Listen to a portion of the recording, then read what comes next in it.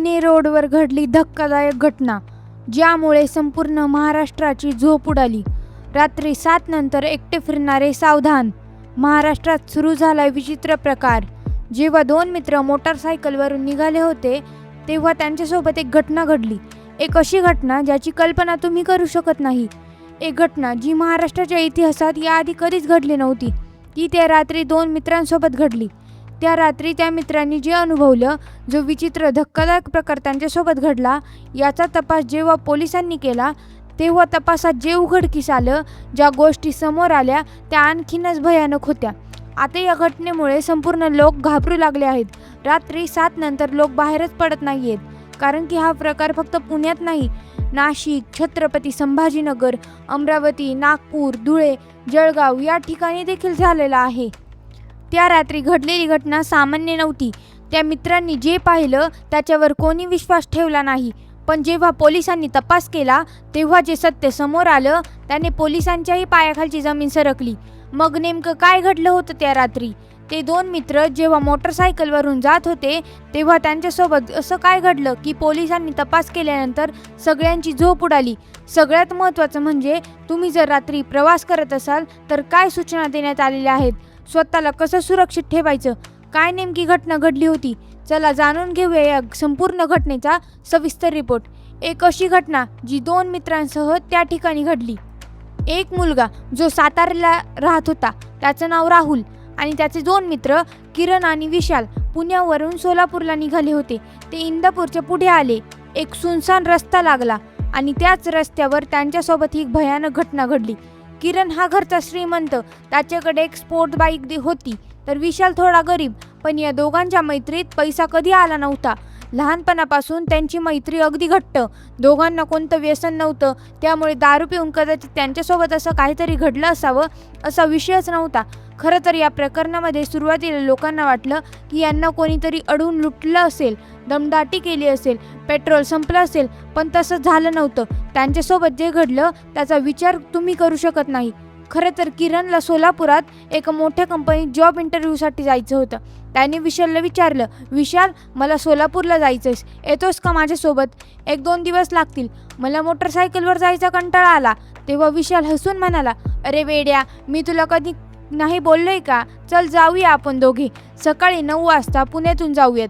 खरं तर ते सकाळी 9 वाजताच निघतात, गाडीची टाकी फुल करतात, स्वतःही नाश्ता करून पोट फुल करतात आणि प्रवासाला सुरुवात करतात. रस्त्यात गाणी ऐकत, गप्पा मारत, हसत खेळत त्यांचा प्रवास सुरू होतं. पण त्यांना माहिती नव्हतं की तब्बल 100 किलोमीटर गेल्यानंतर रात्री त्यांच्यासोबत एक अशी घटना घडणार होती ज्याने सगळ्या महाराष्ट्रातल्या लोकांची झोप उडणार होती. पुण्याहून निघाले. साधारणपणे दुपारची वेळ. 100 किलोमीटर अंतरावर पुन्हा एकदा त्यांनी आपलं जेवण केलं. आता त्या रात्री त्यांच्यासोबत काय घडणार होतं याची कल्पना त्यांना नव्हती. मित्र मजा मस्तीत चालले होते, इकडच्या तिकडच्या गप्पा मारत होते. दुपारचं जेवण झाल्यावर किरण पुण्यापासून निघाल्यापासून मोटरसायकल चालवत होता. त्याला थोडासा आळस आला. त्याने तो विशालला म्हणाला, विशाल, आता तू गाडी चालव, नाहीतर आपण थोडा आराम करूयात, असं त्याचं म्हणणं आलं. म्हणून ते जिथे थांबले होते तिथे जेवण केलं होतं त्या झाडाखाली त्यांनी गाडी लावली आणि गाडी लावूनच ते तिथे एका झाडाखाली एका खाटेवर बसून राहिले.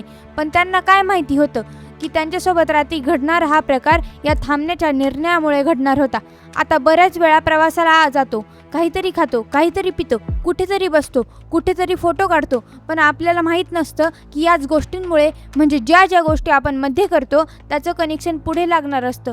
लोक आरामात सगळ्या गोष्टी करतात, पण जेव्हा वेळ येते, तेव्हा एखादी घटना घडते, तेव्हा सगळं एखाद्या चित्रपटाचं फ्लॅशबॅकसारखं आठवतं. आता दुपारी ते त्या ठिकाणाहून निघाले. दुपारी निघाल्यानंतर त्यांनी बरंच अंतर कापलं. आता रात्र झाली होती. रात्रीचे 9:30 वाजले होते. तेव्हा ते जवळच्या इंदापूरच्या जवळच पोहोचलेले. एक धाबा बघितला. त्या धाब्यावरची व्यवस्था त्यांना चांगली वाटली. त्या धाब्यावर जेवण केलं. जेवण करून थोडा आराम करून ते जाणार होते. जवळपास 2-2.5 तास तिथे त्यांनी चांगली झोप घेतली. धाब्यावर खाटा टाकलेल्या होत्या. त्यांनी मस्तपैकी जेवण केलं आणि झोप घेतली. दुपारच्या झाडापासून ते जेव्हा निघाले होते तेव्हापासून त्यांच्यामध्ये एक विचित्र बदल जाणवायला लागला होता. आता त्यांना जास्तच आळस यायला लागला होता. आता त्यांनी खरं तर दुपारी जेवण केलं होतं. जेवण केले ते तिथे झोपले होते.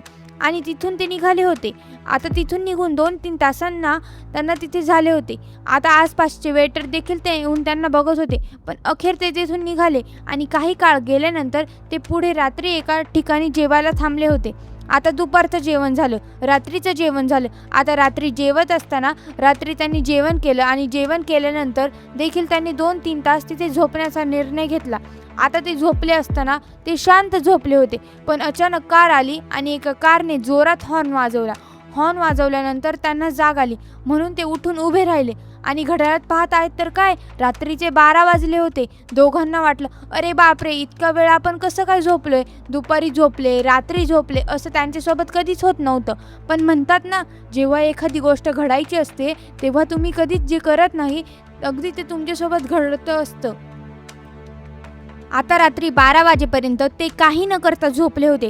तेवढ्यात विशाल म्हणाला, अरे किरण, इथून सोलापूर किती लांब? तेव्हा किरण म्हणाला, थांब मी गुगल मॅपवर पाहतो. गुगल मॅपवर चेक केलं तर सोलापूर इथून जास्त काय लांब नाही आहे. आपल्याकडे भारी बाईक आहे, हेल्मेट आहे, रस्त्यावर लाईट जरी नसली तरी चंद्र आहे, आपण आरामात पोहोचू.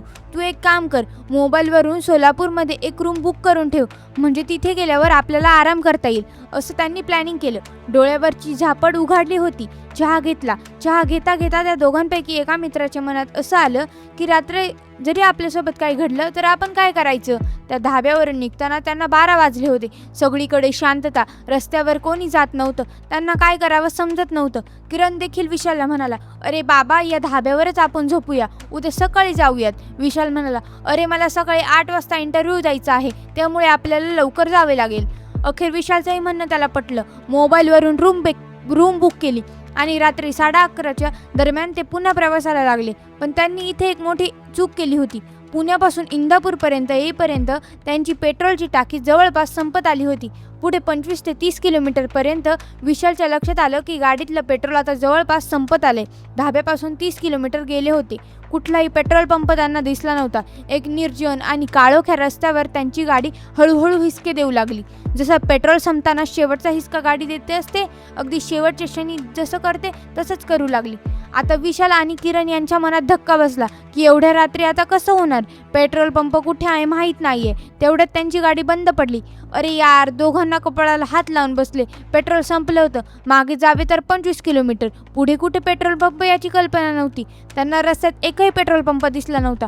तेवढ्यात त्यांना थोड्या अंतरावर एक पानपट्टी दिसली. एक पानाचं दुकान दिसलं आणि इथूनच खरी रहस्यमय गोष्ट घडायला सुरुवात होणार होती. दुपारी ते झाडाखाली बसले, त्यानंतर धाब्यावरचं जेवण केलं. धाब्यावर डोळा लागला. रात्री जेवायला आले, रात्री डोळा लागला. पेट्रोल लक्षात आलं नाही. हा कशाचा संकेत होता? हा पुढचा संकेत होता. एक पानाचं दुकान. तिथे जाऊन त्यांनी विचारलं, भाऊ, थोडं पेट्रोल भेटेल का? पानपट्टीवाला म्हणाला, आम्ही पेट्रोल ठेवत नाही. मागे 25 किलोमीटर आणि पुढे 20 किलोमीटरपर्यंत एकही पंप नाही. एकतर तुम्ही इथे थांबा, नाहीतर गाडी ढकलत जा. आता 25 ते 26 वर्षांची दोघंही तरुण पोरं थांबण्यापेक्षा गाडी ढकलण्याचा निर्णय घेतला. ते म्हणाले, 15 किलोमीटर आहे ना, चला ढकलत नेऊ. दोघांनी गाडी ढकलायला सुरुवात केली आणि त्याची हीच डेअरिंग त्यांच्या जीवावर बेतणार होती.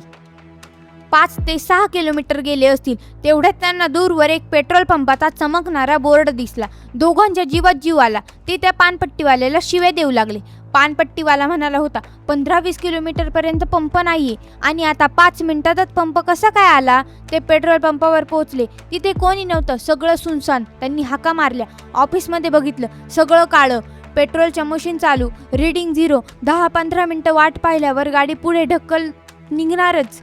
तेवढ्यात एक आवाज आला, थांबा, मी आलोय. एक कुबडा म्हातारा, ज्याने अंगावर शाल पांघरली होती, ज्याची अर्धी दाढी पांढरी आणि अर्धी दाढी काळी होती, डोळ्यांमध्ये विचित्र चमक होती, तो लंगडत लंगडत त्याच्याजवळ आला आणि विचारलं, काय झालं पाहुणं? अहो, गाडीतलं पेट्रोल संपलं. किरण म्हणाला. तो म्हणाला, मी इथला वॉचमॅन आहे, मी टाकतो पेट्रोल, या. तो म्हातारा म्हणाला. दोघांनी पुढे गाडी दिली. म्हाताऱ्याने टाकी फुल केली, पैसे घेतले आणि ते निघाले. पुढे गेल्यानंतर विशाल हळू आवाजात म्हणाला, अरे यार, तो पेट्रोल भरणारा म्हातारा किती विचित्र होता ना, त्याच्या अंगाचा वास किती घाणेरडा येत होता.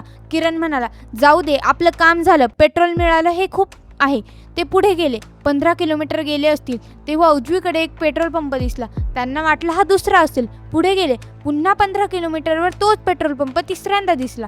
पुन्हा तोच पेट्रोल पंप चौथ्यांदा दिसला. 15 किलोमीटर पुन्हा गेल्यानंतर पाचव्यांदा तोच पेट्रोल पंप दिसला. तेव्हा विशालने गाडी थांबवली आणि पाहतो तर काय, त्याच पंपावर तोच कुबडा म्हातारा उभा होता. त्यांच्याकडे पाहून तो विचित्र हसत होता. विशाल ओरडला, किरण थांब, बघ तोच पेट्रोल पंप आणि गेल्या 2 तासांपासून त्याच पेट्रोल पंपासमोर फिरतोय. तोच म्हातारा दिसतोय, तोच पेट्रोल पंप दिसतोय. आपण किती पुढे गेलो तरी आपली गाडी इथेच येत आहे. त्यांनी पुन्हा गाडी दामटली. कुठे यू-टर्न घेतला नाही, आपण वळत नाही, पण कसं काय या जागेवर येतोय कळायला मार्ग नव्हता. त्यांना समजलं आपण एका चक्रात अडकलोय. त्याचं पेट्रोल पंपापाशी आपण येत आहोत. आता ही त्यांची 6वी वेळ होती. त्यांनी गाडी रेस केली. अखेर किलोमीटरचं रीडिंग पाहिलं, 0 सेट केला. पुन्हा 15 किलोमीटर सरळ गेले आणि सरळ गेल्यानंतर पुन्हा तोच पंप, तोच कुबडा म्हातारा. आता 6व्या वेळेस तोच कुबडा म्हातारा ताठ उभा राहिला होता. प्रचंड वेगाने तो त्यांच्या अंगावर धावून आला. किरणने गाडीची रेस वाढवली, जीव वाचवण्यासाठी गाडी पळवली. तेवढ्यात नजरेला डावीकडे एक हॉटेल दिसलं. त्यांनी गाडी त्या हॉटेलमध्ये घातली. आता जाऊन ते एका टेबलावर बसले. दोघे घामाने भिजले होते. हृदयाची धडधड वाढली होती. एकमेकांना ऐकू येत होती इतकी मोठी धडधड. त्यांनी टेबलावरचं पाणी गटागटा प्यायलं. थोड्या वेळाने एक वेटर आला. साहेब, काय ऑर्डर करू? त्या दोघांची अवस्था पाहून तो म्हणाला, काय झालं साहेब, कोणाला उडवून आलात का? जर काय असेल तर इथून निघून जा, उगाच पोलिसांचा त्रास नको. विशाल आणि किरणला काही समजलं नाही आपल्यासोबत काय घडतंय, पण त्यांच्यासोबत आता जे घडणार होतं ते इथून पुढे घडणार होतं. आत्तापर्यंत फक्त ट्रेलर होता, खरा पिक्चर आता इथून पुढे घडणार होता. किरण म्हणाला, भाऊ तसं काही नाही, आम्ही 5 किलोमीटर मागे एक पेट्रोल पंप आहे, आम्ही तिथे पेट्रोल भरलं, तेव्हापासून आम्ही त्याच जागेवर फिरतोय. 6 वेळा आम्ही प्रत्येक 15 किलोमीटर जाऊन त्याच पेट्रोल पंपापाशी येतोय. हे बोलल्यावर तो वेटर हसला, म्हणाला, साहेब काय बोलताय, रस्त्यावरचे पुढे 15 आणि मागचे 25 किलोमीटर एकही पंप नाहीये. तुम्ही एकतर नशेत आहात, नाहीतर तुमच्या डोक्यावर परिणाम झालाय. किरणला आणि विशालला खात्री पटली होती की आता त्यांच्यासोबत काहीतरी भयंकर घडतंय. त्यांनी ठरवलं की रात्र आता याच हॉटेलमध्ये घालवायची. त्यांनी ऑर्डर दिली, एक चिकन हंडी, एक तंदुरी आणा, असं विशाल म्हणाला. थांब, मी जरा हात धुवून येतो. तो वॉशरूमकडे गेला. किरण अजूनही धक्क्यात होता. तेवढ्यात वेटर चिकन हंडी आणि रोटी घेऊन आला. 15 मिनिटं झाली, 20 मिनिटं झाली, 25 मिनिटं झाली, बराच वेळ झाला. विशाल काय परत आला नाही. किरणला काळजी वाटू लागली. तो काउंटरवर जाऊन विचारतो, माझा मित्र हात धुवायला गेलाय, तो का अजून आला नाही? काउंटरवरचा माणूस म्हणाला, तो टॉयलेटमध्ये गेला असेल, बघा तुम्ही येईल. किरण पुन्हा टेबलावर बसला. त्याला भूक लागली होती. त्याने रोटीचा तुकडा तोडला, चिकन हंडीमध्ये बुडवला. भाजीत फिरवत असताना त्याला एक हाड लागलं. ते हाड बाहेर काढलं तर ते हाड एका विचित्र माणसासारखंच होतं. त्या हाडाला एक अंगठी लटकलेली होती आणि ती अंगठी विशालचीच होती. किरणच्या काळजाला ठोका चुकला. त्याने ते बोट उचललं, नीट पाहिलं, त्याची खात्री झाली. तो जोरात किंचाळून जागेवर उठला. त्याने पाहिलं, अक्षरशः तो जेव्हा किंचाळत होता तेव्हा तिथे पाहिलं हॉटेलमध्ये कोणीच नव्हतं. क्षणापूर्वी गजबजलेलं हॉटेल आता पूर्ण जुनं, तुटकं फुटकं, सगळीकडे कोळ्याची जाळी असं झालं होतं. असं हॉटेल होतं की जसं 50 वर्षापासून उघडलंच नव्हतं. लाईट चालू बंद होत होती. तो धावत काउंटरकडे गेला. तिथे कोणीच नव्हतं. सगळं खंडहर झालं होतं. तो पुन्हा टेबलावर आला. बघतो तर काय, त्याच्या डिशमध्ये किडे आणि अळ्या पडल्या होत्या. तिथे तेच बोट होतं. त्याला आठवलं, काउंटरवरचा माणूस म्हणाला होता विशाल टॉयलेटमध्ये आहे. तो धावत टॉयलेटकडे गेला. दरवाजा वाजवला, कोणीच उघडला नाही. त्याने जोरात धक्का मारून उघडला तर आत पूर्ण जाळी लागलेली, टॉयलेटची सीट तुटलेली, तिथे कोणीच नव्हतं. तो पूर्ण वेडा झाला होता. रडत रडत तो विशाल ओरडत होता. तेवढ्यात त्याची नजर हॉटेलच्या मागे असणाऱ्या किचनकडे गेली. तिथून धूर निघत होता. त्याला वाटलं तिथे कोणीतरी असेल. तो धावत गेला. किचनच्या मागे एक मोठा तंदूर होता. त्या तंदूरवर झाकण होतं. त्याने रडत रडत झाकण काढलं आणि आत बघतो तर काय, त्या तंदूरमध्ये भाजत होती एक विचित्र गोष्ट. तो एक सांगाडा, अर्धवट जळलेले कपडे, पायातले बूट अशा प्रकारचं होतं. तो त्याचा मित्र विशालच होता. तो इतक्या जोरात किंचाळला की त्याचा आवाज घशातच दबला. तो वेड्यासारख्या हॉटेलच्या बाहेर पळत सुटला. त्याची बाईक तिथे नव्हती. तो हायवेवर नुसता विशाल ओरडत रडत पळत सुटला. तो इतक्या वेगाने पळत सुटला की त्याला काहीच कळलं नव्हतं. पळता पळता अचानक त्याला कोणतरी मागून जोरात हलवलं आणि त्याचे डोळे उघडले आणि त्याच्यासमोर खूप गर्दी जमलेली दिसली. एक माणूस त्याला मिठी मारून रडत होता. अरे कुठे होतास तू? किती शोधलं तुला. आज एसटी खाली जाऊन मरणार होतास तू. किरणने त्या माणसाकडे पाहिलं तर त्याचे वडील होते.